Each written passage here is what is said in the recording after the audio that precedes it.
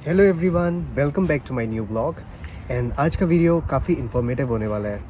वो इसलिए क्योंकि आज मैं बात करने वाला हूँ इंटरनेशनल स्टूडेंट्स के लिए जो कि मेन टेक में कनाडा आने के लिए प्रिपेयर कर रहे हैं। सो दोस्तों, मैं आपको ऐसी पूरी 12 चीज़ें बताने वाला हूँ जो बहुत ही आपके लिए ज़रूरी होने वाली हैं एंड जिनका आपको ध्यान रखना है जब आप कनाडा में आए। मैं आपको डिमोटिवेट नहीं करना चाहता, but I am just making you go through the reality.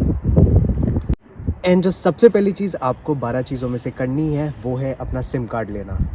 तो बहुत सारे प्लान्स हैं जो आजकल चल रहे हैं, लेकिन मैं आपको सजेस्ट करूँगा, आपको IRCC में उन लोगों ने एक सिम दिया होगा इंडिया से आते टाइम VFS ग्लोबल में, तो आप उसका प्लान लें क्योंकि वो बहुत बेस्ट डील देता है। फॉर $29 समथिंग आपको वो लोग इंटरनेशनल कॉलिंग्स देते हैं एंड साथ ही में दोस्तों वो आपको देते हैं 50 GB तक, which is amazing deal. Fido is like killing in it. अच्छी बात यह है कि आपको कोई सर्विस चार्ज नहीं देना, क्योंकि फर्स्ट जब आपका बिल आता है किसी भी सिम का, तो आपको एक सर्विस चार्ज देना पड़ता है, तो यहाँ पे आपको देना नहीं पड़ेगा, तो वो बहुत बढ़िया चीज़ है।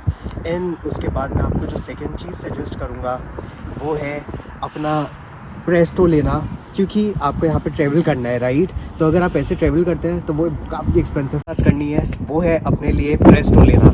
क्योंकि यहाँ पे if you are coming in GTA then एक प्रेस्टो होता है, आपका ट्रैवल पास होता है, तो आपको वो लेना ज़रूरी है, क्योंकि आपको वो $128 में पूरा मंथ के लिए आपको फ्री पड़ जाता है। एंड आजकल सारे ट्रांजिट सेम हो चुके हैं यहाँ पे, whether it be York region, Brampton and GTA, everything is totally similar.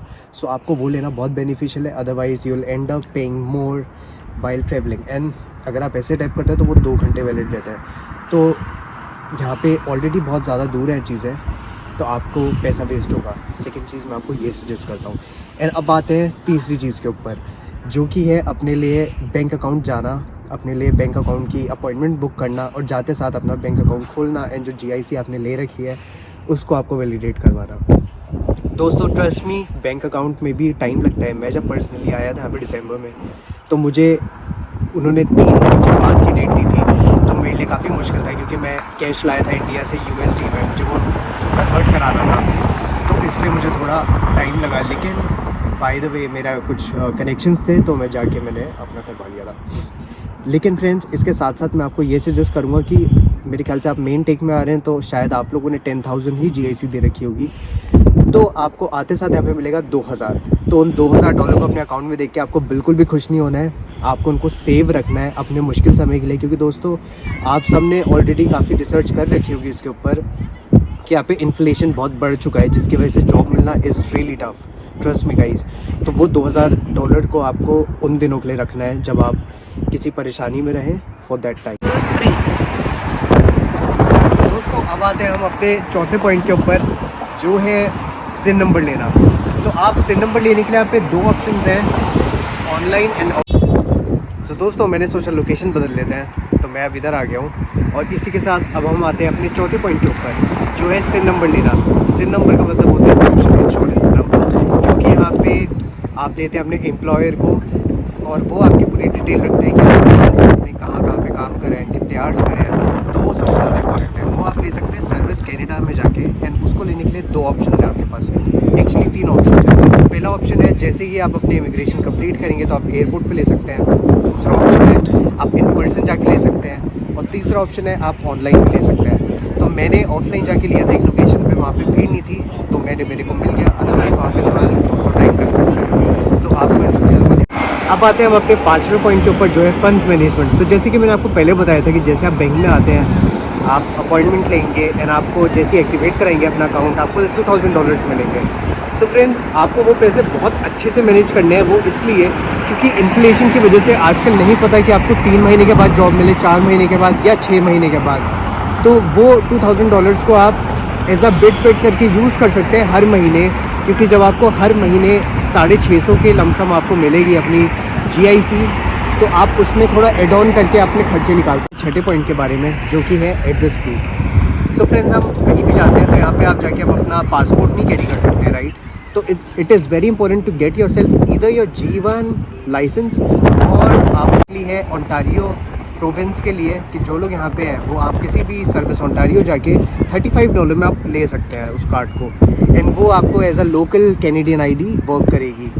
And G1 के लिए मैं उसका अमाउंट मेरे दिमाग से उतर गया है, बट अगर आप मेरी बाकी वीडियोस में जाएंगे तो आपको पूरा प्रोसेस पता चलेगा कैसे देना है, तो आप वो भी दे सकते हैं। लेकिन द थिंग इज़ आप एक बार में सिर्फ आप या तो G1 रख सकते हैं या तो आप ओंटारियो फोटो ID रख सकते हैं फ्रेंड्स, तो ये काफ़ी आपके लिए ज़रूरी पड़ेगी। और इसी के साथ साथ एड्रेस प्रूफ के लिए आप अपने जब आप अपना सिम का अकाउंट ओपन करवाएं तो आप वहाँ पे कोई भी आप एड्रेस अपना डलवा दें, क्योंकि वो आपका एज एन एड्रेस प्रूफ रहेगा हर जगह के लिए। जब आप अपने बैंक में जाएंगे तो वही आप वहाँ पे भी यूज़ करने वाले हैं, अपने सिम के लिए भी आप वो यूज़ करेंगे एंड अदर लोकेशंस के लिए भी, तो काफ़ी बेनिफिशियल रहेगा।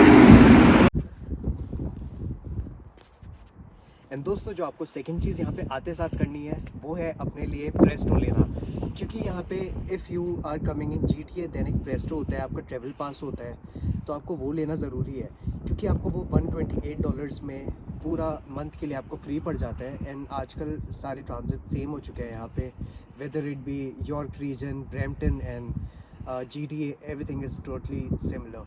सो आपको वो लेना बहुत बेनिफिशियल है, otherwise you will end up paying more while travelling. And अगर आप ऐसे टाइप करते हैं तो वो 2 घंटे वैलिड रहता है, तो यहाँ पे ऑलरेडी बहुत ज़्यादा दूर है चीज़ें, तो आपको पैसा वेस्ट होगा। सेकंड चीज़ मैं आपको ये सजेस्ट करता हूँ। एंड अब आते हैं तीसरी चीज़ के ऊपर, जो कि है अपने लिए बैंक अकाउंट जाना, अपने लिए बैंक अकाउंट की अपॉइंटमेंट बुक करना और जाते साथ अपना बैंक अकाउंट खोलना, एंड जो GIC आपने ले रखी है उसको आपको वैलिडेट करवाना।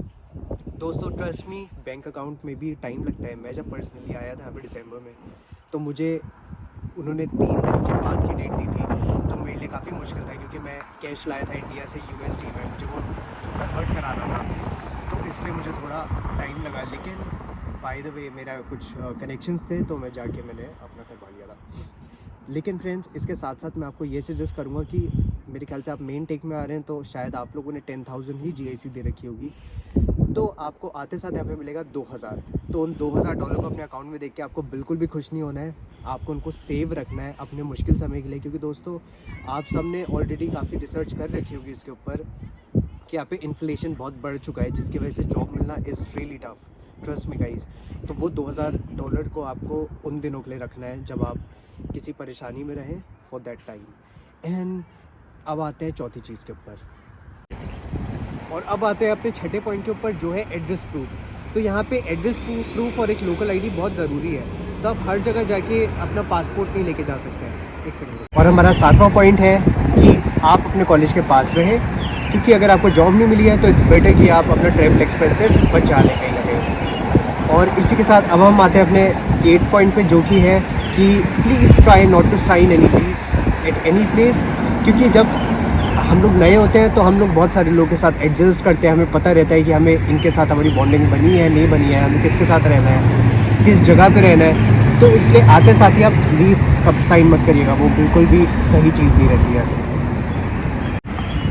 और दोस्तों, जो मैं आपसे 9 पॉइंट की बात करने वाला हूँ वो काफ़ी ज़रूरी है, और जो कि मैं हर एक इंटरनेशनल स्टूडेंट को बताता हूँ कि प्लीज़ आप अपनी स्टडीज़ को सीरियसली लीजिए। आप बस ये मत सोचिए कि स्टडीज़ आप बस यहाँ पे मौज मस्ती के लिए आए हैं, कि बस आपको एक इमिग्रेशन के लिए एक चीज़ चाहिए थी, एक ज़रिया चाहिए था, तो प्लीज़ स्टडी को आप वो समझ के मत आइए, क्योंकि बहुत सारे बच्चे ये चीज़ दिमाग में रखते हैं और जिसकी वजह से वो एंड अप होते हैं फेल होके।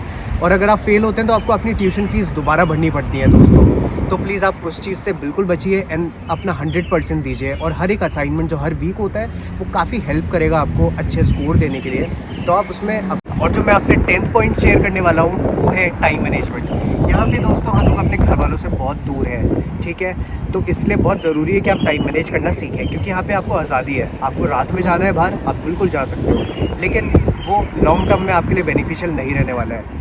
तो इसलिए मैं आपको सजेस्ट करूँगा आप टाइम मैनेजमेंट का ध्यान बिल्कुल रखें, टाइम से सोएं, टाइम से उठें, टाइम से खाना बनाएं, टाइम से खाना खाएं, ठीक है, और टाइम से कॉलेज जाएं, अपना काम कंप्लीट करें और सारी डेडलाइंस को मीट करें। एक बहुत ही अमेजिंग टिप के लिए, जो कि यहाँ पे स्कैमर्स बहुत ज़्यादा कॉमन है दोस्तों। अब इसी के साथ मैं आता हूँ दोस्तों अपने 11वें पॉइंट के ऊपर, जो कि है कि यहाँ पे स्कैमर्स आर वेरी कॉमन। इतना आपने इंडिया में भी नहीं देखा होगा जितना आपको यहाँ देखने को मिलेगा। यहाँ पे आपको हर दिन आपके पास टेक्स्ट मैसेज आएंगे कि आपका एक पार्सल अटक गया है एंड आपको कुछ चार्ज देना है, या फिर आपके नाम का वारंट निकल गया है, पुलिस वालों से कोई आपकी दिक्कत है, पुलिस आपके पीछे पड़ी है। तो दोस्तों प्लीज़ ऐसे लिंक्स को क्लिक मत करिएगा। और अगर आपके पास ऐसा कुछ, आपने सपोज़ आपका कोई कोरियर आ भी रहा है, तो प्लीज़ उस टेक्स्ट मैसेज पे ध्यान ना देके आप ऑफिशियल वेबसाइट पे जाके उसको चेक करिएगा, क्योंकि वहाँ आपको करेक्ट इन्फॉर्मेशन मिलेगी। और कहीं भी आप अपनी इन्फॉर्मेशन पर्सनल मत दीजिएगा। बहुत सारे लोग कहते हैं कि आप अपना सिम नंबर भेज दीजिए तो हम आपको जॉब लगवा देंगे। तो दोस्तों, अपना सिम नंबर भी आपको किसी के साथ शेयर नहीं करना, क्योंकि सिम नंबर आपकी पूरी एक हिस्ट्री होती है इमिग्रेशन की, और आपको वो किसी के साथ भी शेयर बिल्कुल नहीं करना है। और last but not the least दोस्तों, हमारा 12वां पॉइंट है कि दिक्कतें हर जगह रहती हैं। अगर आप इंडिया में रहेंगे, स्ट्रगल वहाँ भी है, यहाँ भी है, लेकिन बस आपको डट के खड़े रहना है। लेकिन आपको डट के खड़े रहना है, और आप ज़रूर सक्सीड करेंगे और फ्लरिश करेंगे। और ये जर्नी आपको लाइफ में कुछ ना कुछ अच्छा ही सिखाएगी, और आप इसको कल को ये सब चीज़ें याद करके आप बहुत ज़्यादा खुश होंगे, और ये एक आपके लिए टेस्ट मनी होगी जो आप बाकी लोगों से शेयर कर सकते हैं। एंड इसी के साथ अब मैं आज की इस वीडियो को एंड करूँगा। And if you like this video, please make sure to subscribe to my channel, share with your friends and family जो कि अभी यहाँ पे कनाडा न्यू इमिग्रेंट्स बन के आ रहे हैं। और मैं आपको मिलूँगा किसी और एक नए वीडियो के साथ। Till then, stay safe, bye, and all the best for your journey to Canada.